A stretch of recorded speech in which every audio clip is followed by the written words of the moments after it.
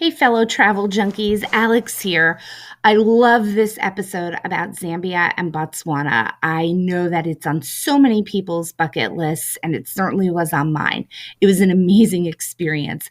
But I got so excited talking about it that I mispronounced the name of the hotel that I stay out in this episode. I say Avina in the ep, and it is actually Avani. We put the link in the show notes so that you know exactly where to go. But I don't want you to think that I stayed at a place called Avina because I don't think one exists. It's that way sometimes when you're doing some podcasting. Anyway, grab yourself a glass of wine. I'm excited to talk all about Zambia and Botswana.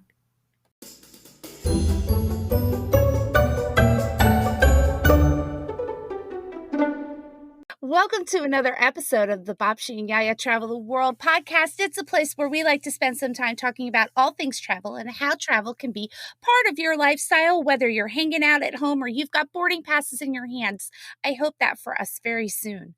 My name is Alex and I play the Babcia role in all of this. As always, I'm here with my bestie, Terry. All right. Hey, guys. We are going to be chatting about one of the great bucket list trips, Zambia and Botswana. Woo-hoo! Yay!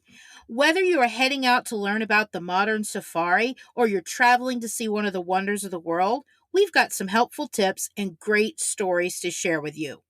As always, we are ready to share some of the things that keep us travel happy. We'll talk books, food, travel tips, and products that we love. And it's all going to start with our little segment we like to call Now Boarding.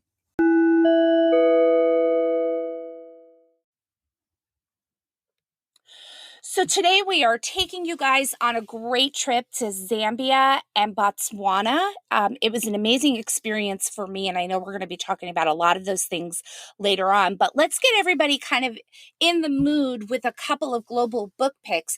My global book pick this week is Photos Complete Safari Guide. I found it very hard to find a safari guide for exactly where I was, and this one had a lot of information in it. So I really definitely liked this one. And it was also, as much as it was adult information, the pictures and the places that they showed were super kid friendly. What about you? Okay, for me, I like the book At the Same Moment Around the World. It not only, is talking about different time zones, but it's really can get kids interested because it has a lot of discussion on Africa. Mm-hmm. So it can really spark their interest and get them excited about it. I like that idea.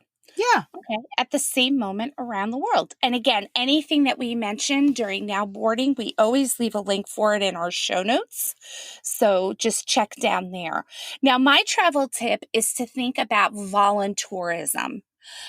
Especially with so many third world nations in need in Africa, voluntourism could be a great way to enjoy what Africa has to offer at the same time as helping others out.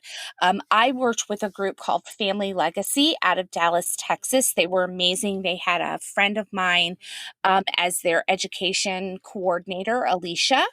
And she did a great job of combining a little bit of time giving. I worked inside one of the local schools and a little bit of time really enjoying kind of those classic African moments of safari and Victoria Falls and things like that. What about you? What's your travel tip getting down to Africa? Well, I have always, and not really just Africa, but in general, take a first aid kit. That's a super great tip wherever you're going. Always make sure you have one. And second, traveling to Africa, you share with me as well, what kind of shots do you, because you got to make sure you're up to date on everything. Is there anything special you needed when you went to Africa for shots? Yeah, you do need yellow fever if it's within the season, which is actually our winter and their summer. Okay. You do need to think about yellow fever during their wet season, and malaria. So you'll definitely take malaria medication with you. So very pragmatic to think about those things. And quite frankly, you usually kind of don't get your visa in place if you're going to a visa necessary country. You won't get it unless you can prove that you have those things with you. So definitely something very important to think about, and it could wreck your trip before you Yeah. even start. Yeah. Yeah. Yeah. Now, when I was in Zambia, I'd love to talk about some of the things that you can see that are crafts. And that brings me to my travel product pick, which is chitange fabric. That is the local fabric that you see used in so many different ways. I cannot tell you how the women in this area inspired me. They would take a piece of fabric and they would use it as a skirt. They would use it as a dress. They would use it as a backpack. They would use it as a baby carrier. They would use it to cover a table. Like it was used for so many things. So it's very easily attainable. And luckily for us, we have a place like Etsy that we can go to where you can find some of it and kind of get a preview or a small sample. I brought it back, and I'm telling you, I use chitange fabric for curtains. I use it as a tablecloth. I use it as a pillow. I've made some pillows out of them. And so is my friend that I mentioned before, Alicia. She has a great little shop called Nail Ruth Designs that has a lot of felting. And she's got a lot of adorable things that are inspired from her time down in sub Saharan Africa. What about you? Well, let me just say this. If I wore it as a skirt, I could also go home and pitch a tent with it, okay?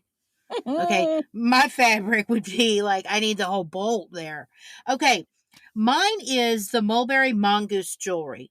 And I tell you, the bracelet you gave me is so meaningful because they collect all the hardware that they collect from the illegal poaching and make it into jewelry. And it's kind of it's nonprofit, correct? Yes, they invest all their profits back into anti-poaching I mean, initiatives. it's really beautiful and constructed so well. So it always makes you think that, you can look at it and say, okay, we need to think about our little animals and the earth and conservation and all those important things. Exactly. And everything we've mentioned in these different industries, from the Chitange to Nelruth to Mulberry Mongoose, are all women owned businesses that put money into the local economies of where they are. So they are definitely worth it, and they kind of check all the boxes. I adored that Mulberry Mongoose jewelry when I met the owner. She was amazing, and her story is completely inspirational. So I am a huge fan, a huge fan. What about travel binges? What are you watching that makes you think, I gotta go there? I gotta get to that Africa? Well, I always want us to go on the Amazing Race.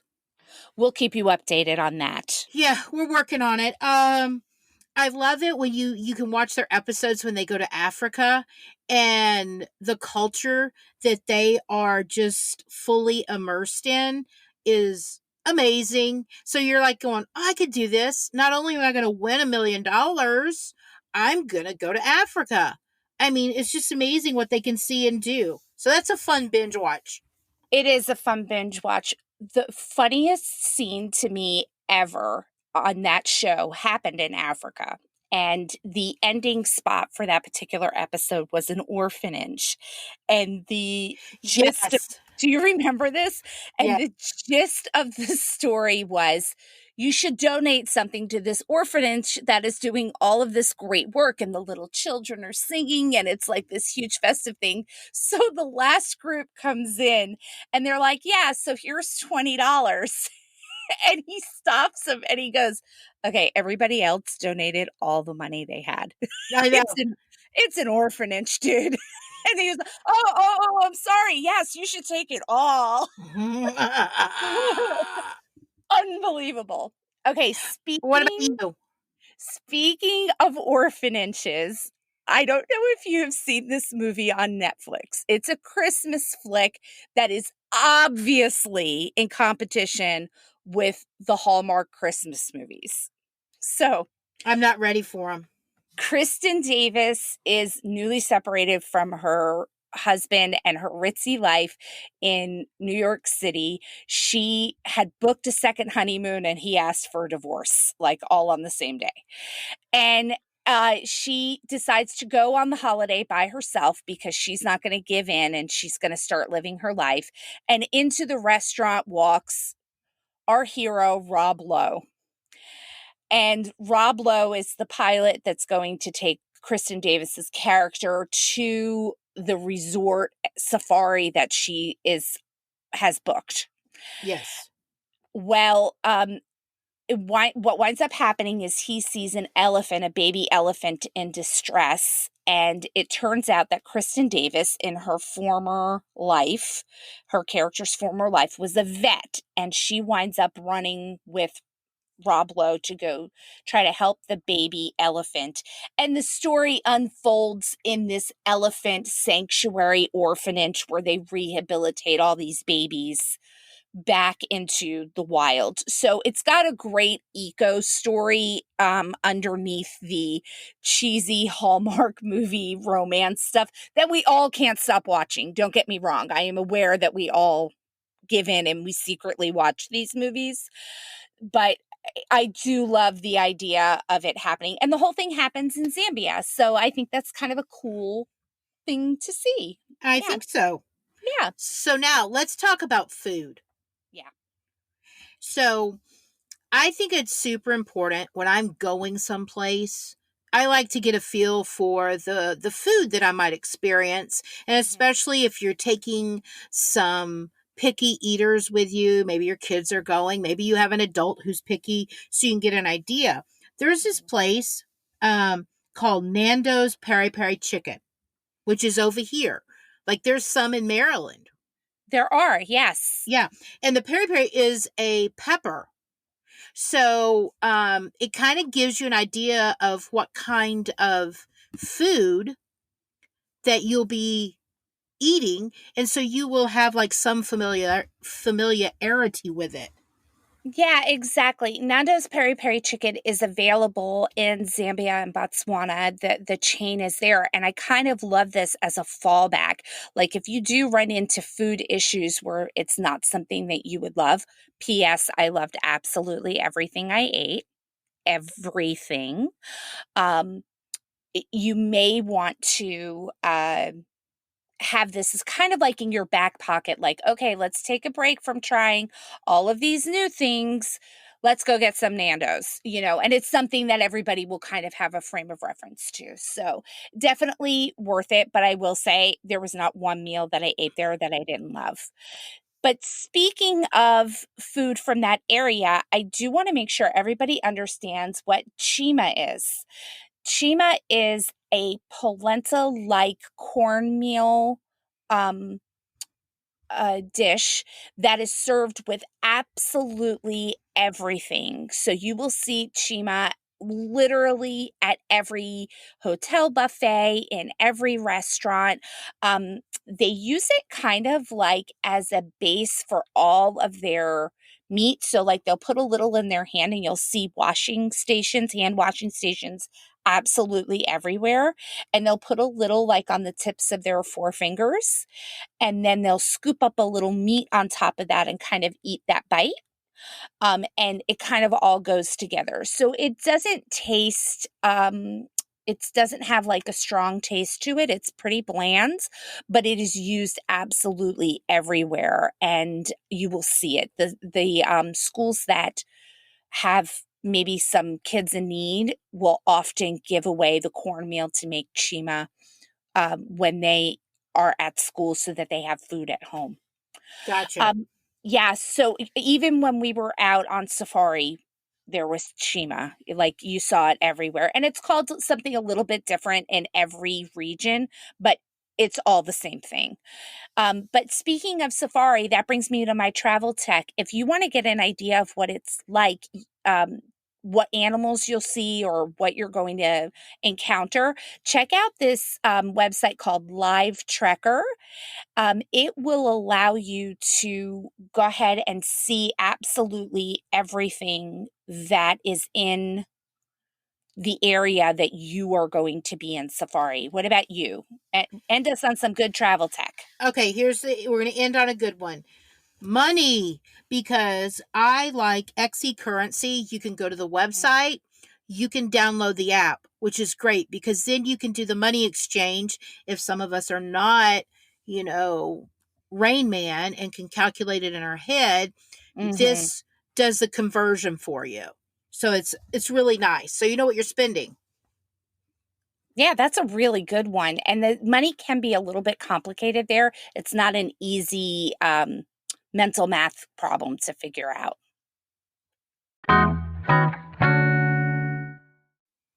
So, Terry, today we're talking about an incredible destination. This is probably on a lot of people's bucket lists, and it is going to sub Saharan Africa. So, kind of everything below the desert down to South Africa. And it's a super cool place. So, we're going to kind of narrow in on Zambia and Botswana today, which are two incredible countries to go and visit. And I'm excited because I get to ask the questions today. I love this game. Because you're going to be the expert. Okay, Got it. here we go. So you travel a lot. You've traveled a lot overseas. You've been a lot of Europe. I mean, you really like Europe, Europe, Europe, Europe, Europe. Yes. So how did you end up planning a trip to Africa? I feel like that answer is like a game of telephone. So I live in Maryland right now, but I used to live in Japan and I worked at the American school in Japan with a woman named Alicia. And Alicia was my son's sixth grade math teacher. And Alicia and I have kept in touch over the years. And she wound up moving to Zambia to work for a foundation called Family Legacy, which is basically modern mission work, is the best way to explain it. And they had a program that she had been inviting me to for years called Teach One. And this program allowed educators to join in the end product of what they were doing. So, this particular organization runs 27 private schools within Zambia's capital of Lusaka. So, while they have a lot of traditional mission work come in for something that they call camp life, this particular program is simply for educators to push into their schools. So, a very cool organization, and I really enjoyed the work. So, I wound up in Africa via Japan. Very cool. Yes. Okay, can you give us give our listeners what would your itinerary be like? So I stayed for 2 weeks altogether. The first week, I worked with the Teach One organization, and I spent some time with my friend Alicia, who kind of gave us an orientation. I arrived on a Saturday, and Saturday and Sunday we kind of spent enjoying that. And then I worked for 5 days in a very sweet school um, with a lot of adorable children. And then I had about, I want to say, 7 days split between Livingstone in Zambia and the Chobe National Park, or National Park in Botswana, which is not that far away. They're kind of neighbors to each other. So that's how I spent all of my time. Very cool. So, what was your first impression of Zambia and its capital, Lusaka? Well, a glimpse at Lusaka. It is a third world country. It is very poor. There is a lot of influence from China there. There was so much um, writing in Chinese and billboards in Chinese. And there was even kind of like an import store for Chinese products to help the people who were there. China seems to be investing a lot in this area of the world, and not all of the money is kind of getting back to the local economy. So Gotcha. that's a little bit disheartening, but it is a city of extremes. The crime there, I would say, is crime of opportunities. So um, I don't think you'll be physically hurt in any way, but if the chance is there for somebody to steal your purse, they would. So no open windows in cars, those kind of things. There's a lot of guarding just because a person seems to be the best deterrent. Mhm. So that's very cool. But overall, the the best thing about everywhere that I went were the unbelievable people. And if there's a lesson that I take away, it's that joy is in no way associated with the amount of money in your pocket. Oh, They definitely. are they are a joyous people is probably the thing that I walked away with the most, and it made me really appreciate so much. So, me being a teacher as well, okay, Mhm. and you're the love of the people and how wonderful they are. What was it like teaching in the local schools? Because I know what we think it's like teaching here, but what was Mhm. it like teaching in their local schools? So we work very hard in modern school systems to kind of think out of the box about great ways to connect with kids. We're all about the entertainment of it all, Right. like how interactive can we make everything? Hmm. That is not the case for the teachers in this area of the world. They are very much lecturers. So even the little ones, the teacher stands at the front of the room. I speak to the children repeat it back to me. We're done with our lesson. So, very, very much that kind of rule. So, there were a couple of moments that were amazing. One was I was in a first grade classroom, which is their first year in school. So it's like our kindergartners, a first grade classroom. And the children had never sat in a circle on the floor for story time. They'd never done it. And the teacher couldn't believe that I sat on the floor with the kids. She couldn't believe that I would do that. So the kids adored it. They loved it so much. So I came back the next day, and the teacher had made little mats for each child to sit on, and brought a little stool from home for her to sit on because they weren't going to sit on the floor all the Oh, way, but they would go in the circle like what she saw. So I love that she came up with a compromise to that. It was very, very sweet. And I will say the other thing that kind of amazed me with all of the kind of repetition, the I say it, you say it idea, one of their standards in their school for eighth graders was learning all of the different ballet positions. So it was amazing to see them in this like dirt lot behind the school, all in a circle, and everybody, boys and girls, everybody was going to learn those primary ballet positions. And I thought that was over the moon that they took everything that they had and everything that they were dealing with.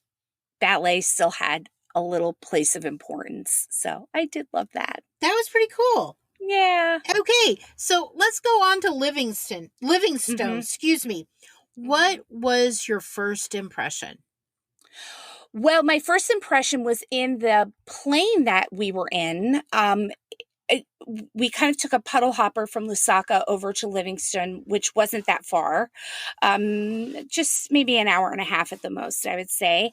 And the first thing that you see is the great Zambezi River kind of winding through the bush, which is amazing. So the pilot wanted everybody to see it, so he kind of did kind of like a donut in the sky so that Hmm. everybody could look out their window and see the river, and you see the smoke in the distance, what you think is smoke. um, you see that in the distance for Victoria Falls. So it's actually the mist coming off the falls, but it looks like a white puffy cloud in the distance. Yes. So that was really amazing. And the airport that you land on at is very modern. It's beautifully done, gorgeous art sculptures all around, well run. And then you kind of drive through the little town. Now, I will say, um, there were all kinds of different ways that you can do this trip, but one of the most popular is to go ahead and get through the town and stay on the national park grounds. And there are actually several resorts that you could stay at along the national park grounds that are there.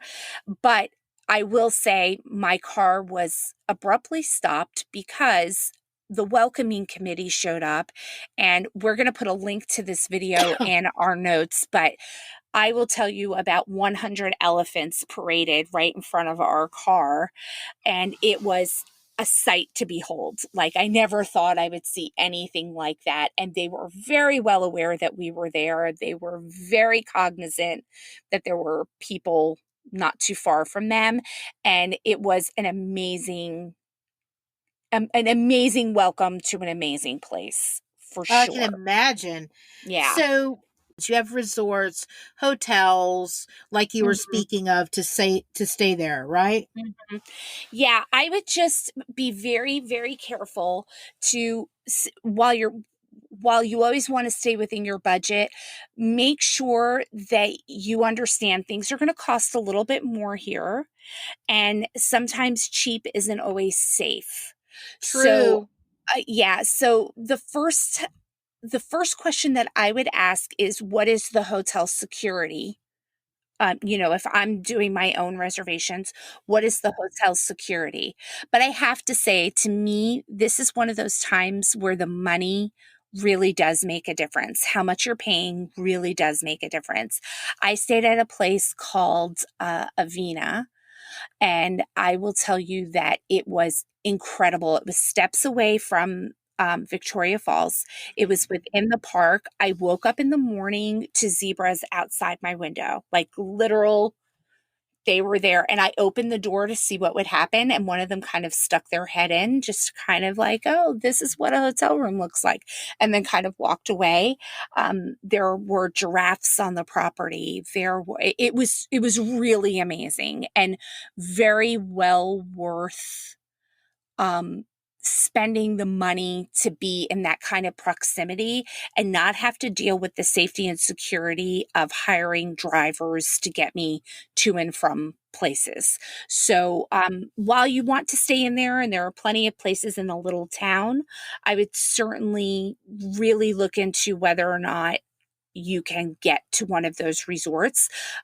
So there's the one that I stayed at, and then there's also the Royal Livingstone Lodge, which is kind of top notch. It's really, really gorgeous, and I think well worth it. And of course, just like any other resort, they had an activities desk that you could get to that let you know everything that was going on and could arrange everything for you. So that was really helpful too. Awesome. So now this is like a trip of a lifetime, really. Yes. Um, so let's get to the good stuff. Okay. Mhm. Tell what did you get to do while you were there? What are some of the amazing things that you did? So I will say this, pretty much everything for travelers centers on or around the river. It is definitely a place for active people. There's whitewater rafting, there's paragliding, there are helicopter tours to see everything that you're going to see. There are day trips um, for safari. There's a lot of that kind of stuff to see and to experience. There was zip lining, which was a lot of fun.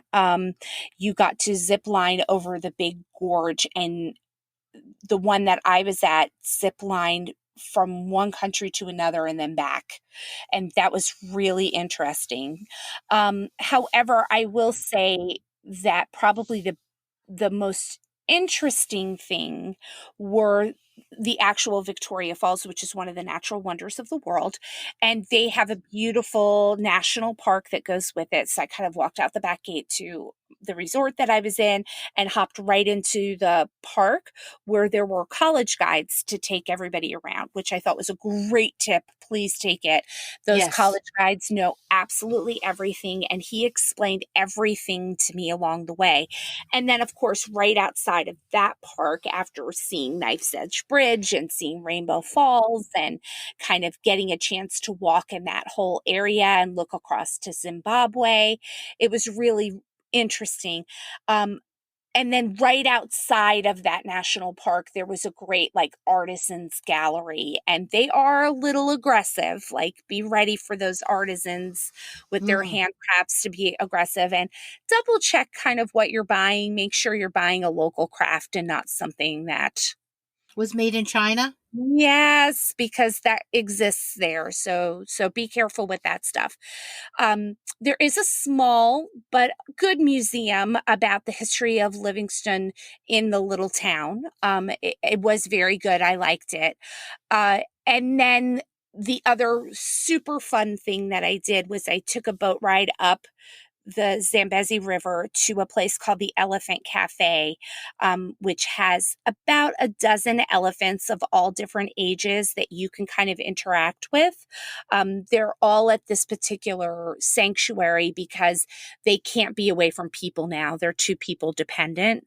And so you can go in and feed them and pet them and get to know their stories. And all of them have, some of their stories are heartbreaking, others are fantastical. The little baby that they had at the present moment was a very interesting story. So, this pack of elephants is allowed to roam freely, but of course they stay very close to where their food source is, which is the sanctuary. And they like to swim out across the river to an island that you can see. It's just a few yards away. And one day, 11 elephants went out to the island, and the next morning, 12 elephants came back, and there was a little baby. So, Oh. so they took the little baby and they took care of it, and it was very funny because when you met the baby, you had to know, please don't lean down, please don't kneel, please don't squat, because the second you do that, this baby elephant is going to like collapse on top of you. He thinks it's playtime. And so you had to be a little careful with the little baby in getting it and enjoying him. But that little orphan was there, and they kind of adopted them all on their own. They're like, you don't have a mommy, be with us. So that was very, very, very sweet.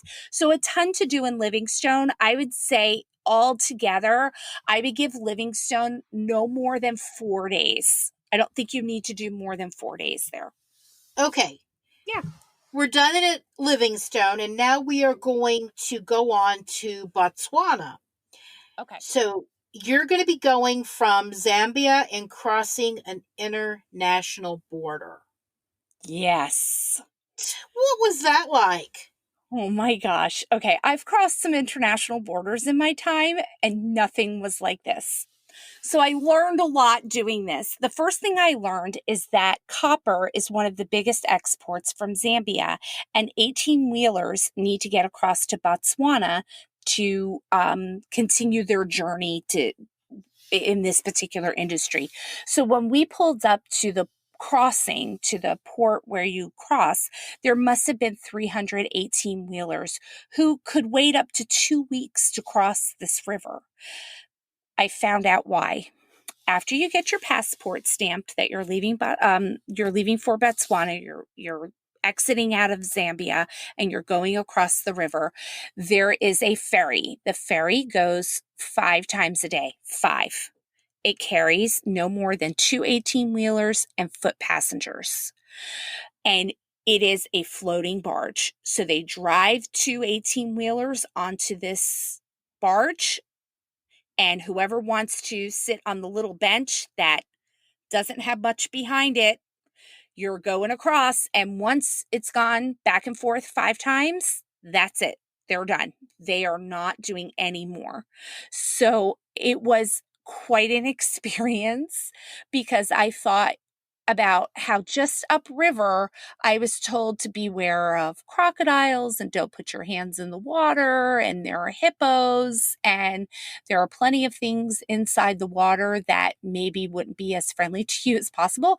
And all that was between us and that water was the back of that bench, which was it was unbelievable. I'll never forget it. It was an experience. It was an experience.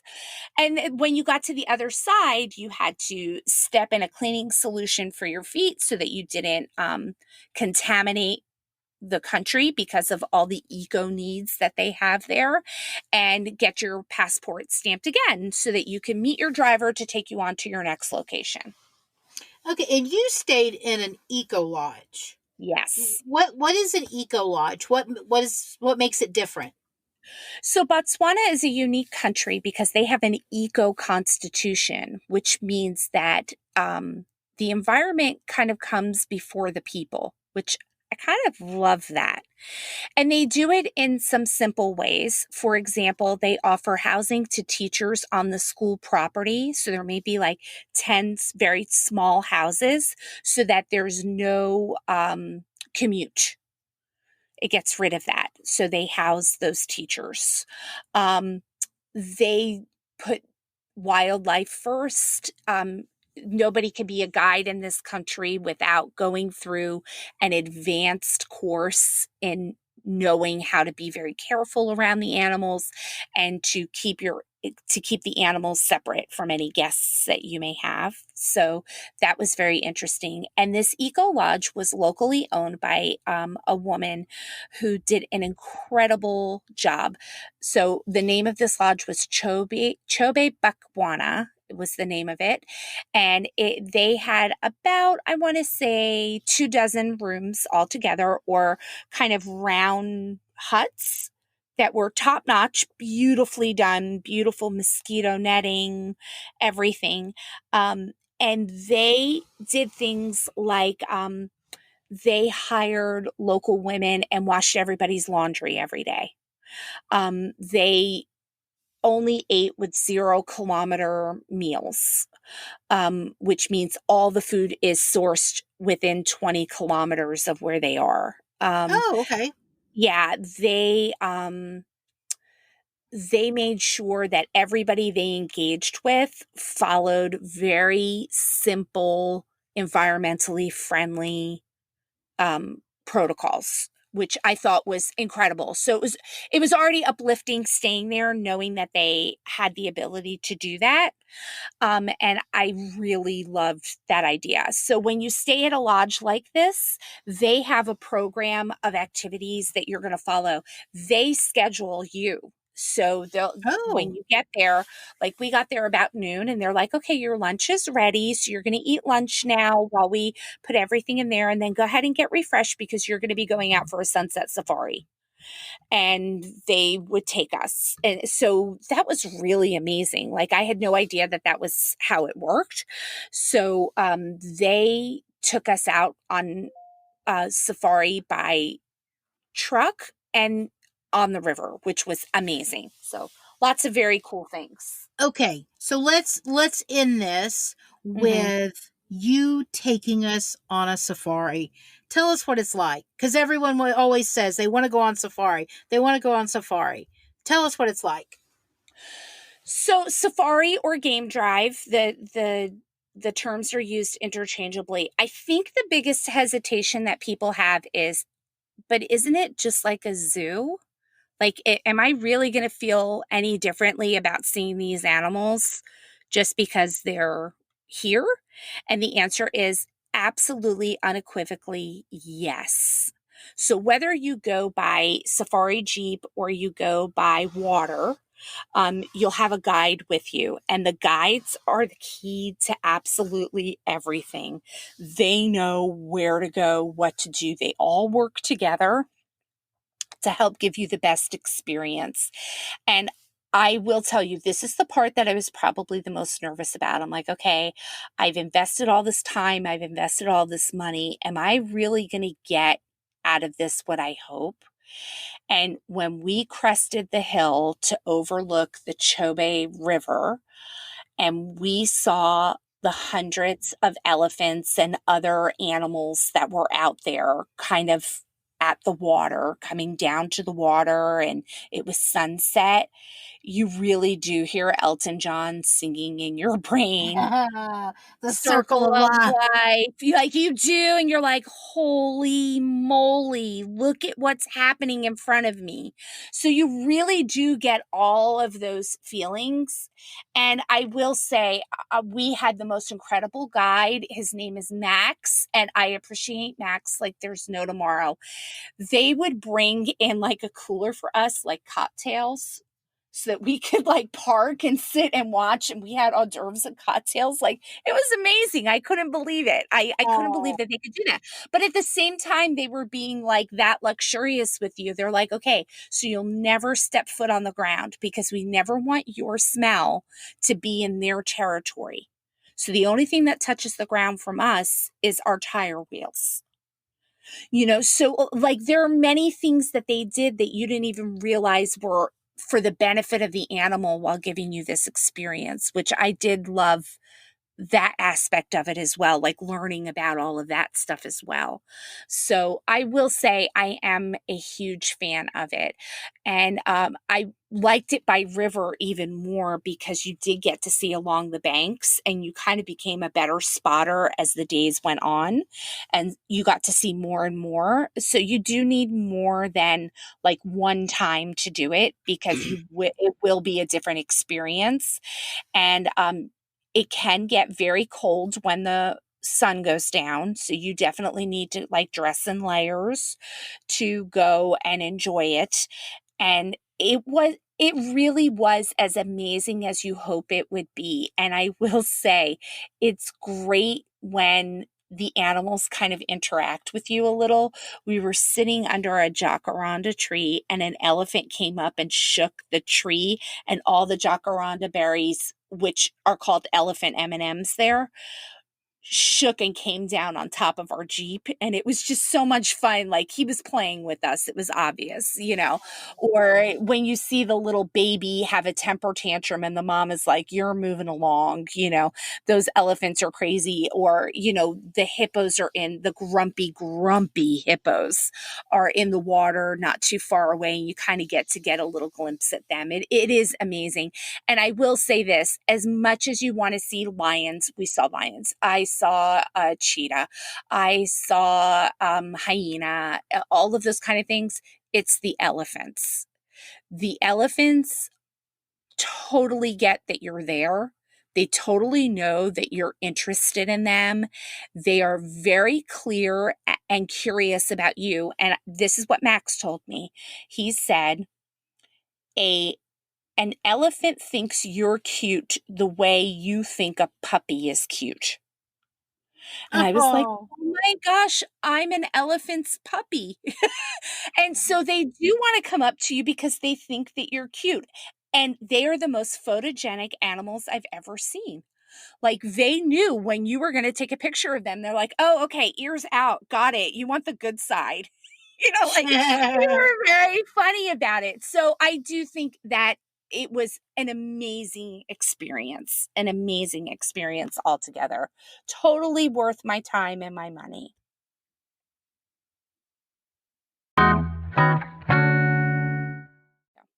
Okay.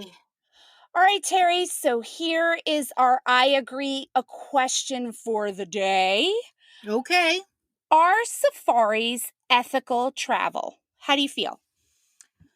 I say yes.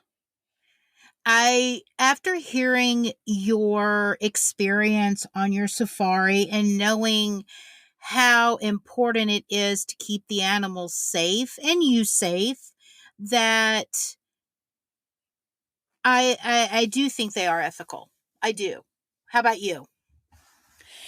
Yeah, I will say this. I felt like the era of the Safari was being replaced by the era of the game drive, which kind of had a different feel to it. It was like we're driving just to go see this, and you get a little glimpse, but otherwise, it's up to them. It's all, it's to the Yeah. animal's stress level. It's not about us, it's about them. And so I have to say, Terry, What? I I agree. agree. I agree for sure.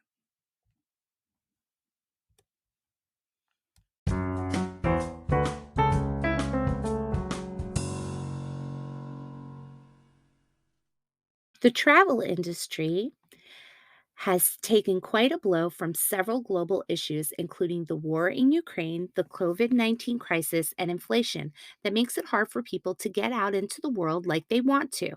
At this point, leading experts are predicting that it is going to take up to 3 years for the travel industry to bounce back to full force. One way that you can help it is to like and subscribe to 10 microbloggers. Start with us. You can like and subscribe to our podcast and our website so that you can tell the travel industry that people are still interested in travel. So, Terry, how can listeners get a hold of us? We'd like to hear from you. Contact us at babciaandyiya@gmail.com with your questions, suggestions, favorite travel tips, products, and travel trends so that we can share your ideas in the future. You can find us on TikTok, Instagram, Facebook, Twitter, Pinterest, and LinkedIn. Here you go, guys. Babci and YiaYia. BABCIA and YiaYia. YiaYia.com is the home base for everything that we love about travel. And it's where we store our show notes as well as many of the resources that we offer to our travel community, including travel literacy for the kiddos. We always have new posts about all the things we love and about all the travel we're up to, including today's topic, as well as features on destinations, travel lifestyle, and stories to make you smile. Didn't get all that? Just check out our show notes for all of the ways to stay in touch and links to anything we chatted about in this episode. As always, thanks for joining us for our journey. Welcome to another episode. And redo.